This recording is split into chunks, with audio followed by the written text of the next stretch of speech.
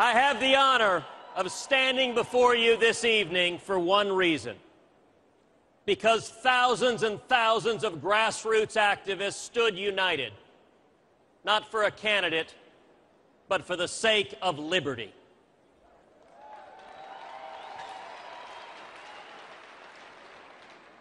We are seeing something extraordinary, something that has dumbfounded the chattering class.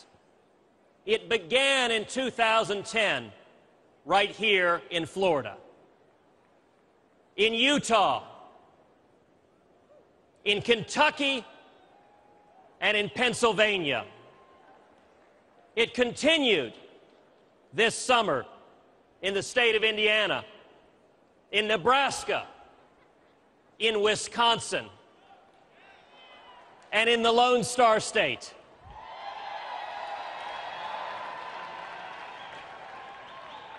We are seeing a great awakening, a national movement of we the people, brought together by what unites us, a shared love of liberty and an understanding of the unlimited potential of free men and free women. I want to tell you a love story. It's the story of all of us. It's a love story of freedom.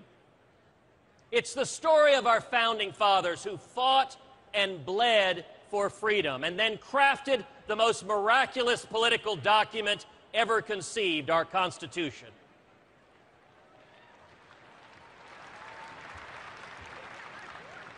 The framers understood that our rights come not from monarchs, but from God.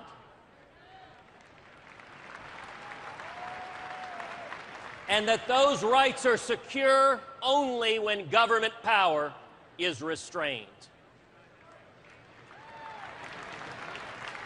It's the story of the brave Texians in the city of Gonzales, when General Santa Anna demanded that they hand over their guns and the cannon that guarded their city.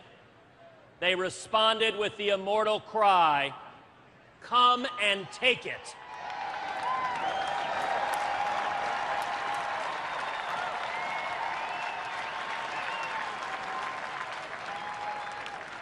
It's the story of the greatest generation who rose up to confront the grotesque evil that was the Nazis and who ushered in the greatest era of peace and prosperity the world has ever seen. It's the story of civil rights pioneers like Dr. Martin Luther King, who stood up to the scourge of discrimination and bravely championed that each of us must be judged not by the color of our skin, but by the content of our character.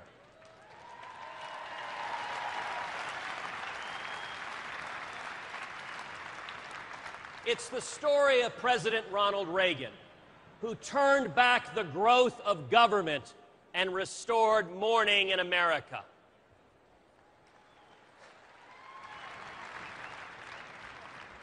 Who stood up against the oppressive evil of communism and demanded, "Mr. Gorbachev, tear down this wall."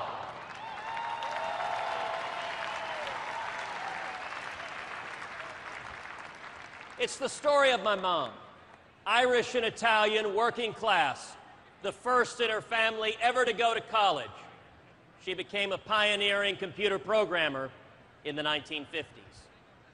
It's the story of my father, imprisoned and tortured in Cuba, beaten nearly to death.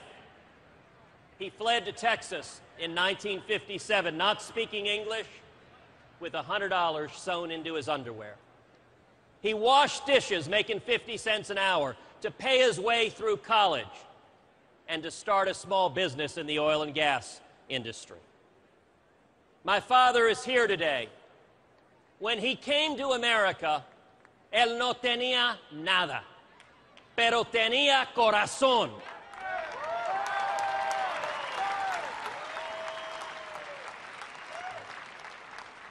He had nothing, but he had heart. A heart for freedom. Thank you, Dad.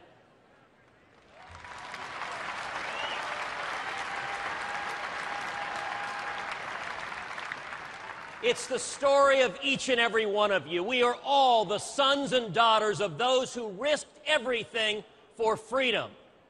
And each of us has a duty to pass that same liberty on to the next generations.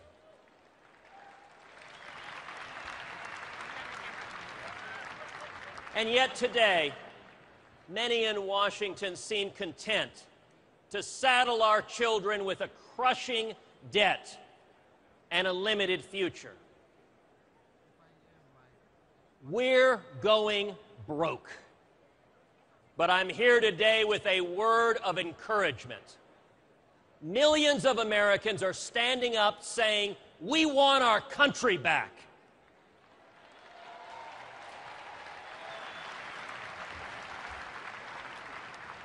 Republicans, Democrats, Independents, we will not go down the path of Greece.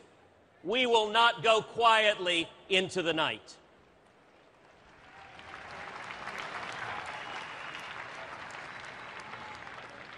President Obama is immensely talented and a man of deep convictions, and yet his economic agenda is perilous indeed. This election presents a stark choice. We can continue down the road of the Obama Democrats, more and more spending, debt, and government control of the economy. Or we can return to the founding principles of our nation: free markets, fiscal responsibility, and individual liberty.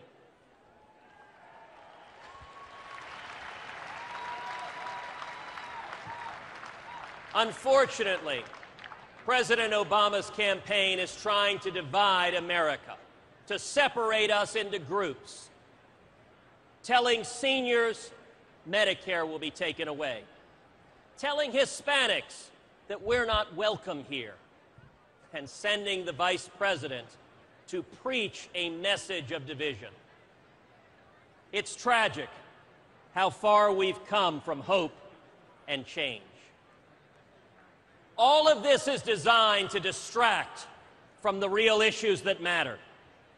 23 million Americans struggling to find work, 16 trillion in national debt, and government takeovers of much of our economy.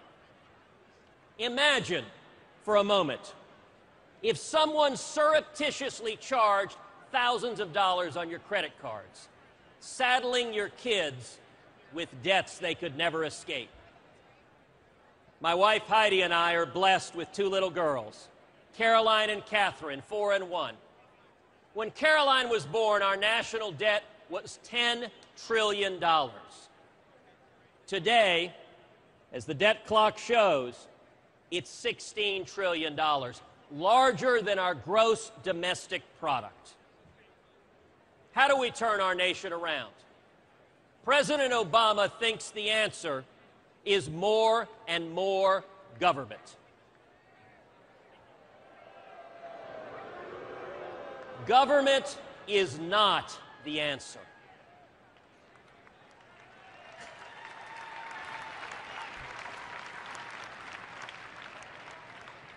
You are not doing anyone a favor by creating dependency, destroying individual responsibility.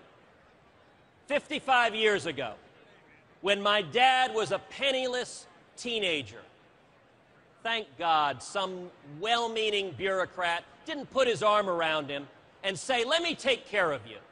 Let me give you a government check and make you dependent on government. And by the way, don't bother learning English. That would have been utterly destructive. Instead, my parents worked together to build a small business, to provide for their family, and to chart their own future. That's the American dream. Mitt Romney and Paul Ryan understand that government doesn't create jobs.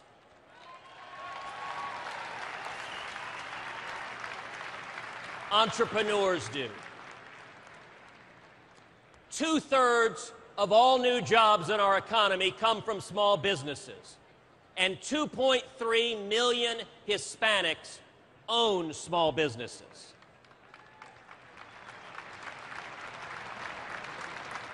And yet this administration has waged a war on small businesses.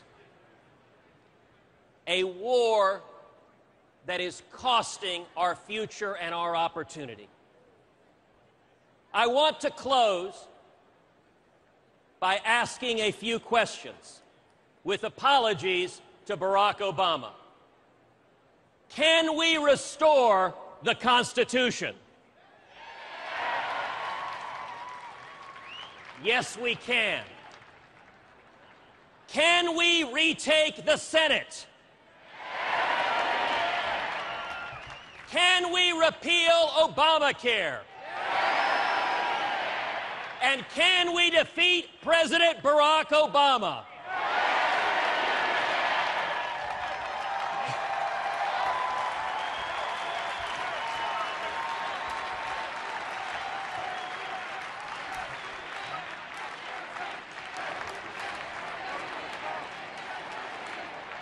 Stand together with Mitt Romney and Paul Ryan. Restore the American love story. That, my friends, is change we can believe in. Thank you, and God bless you.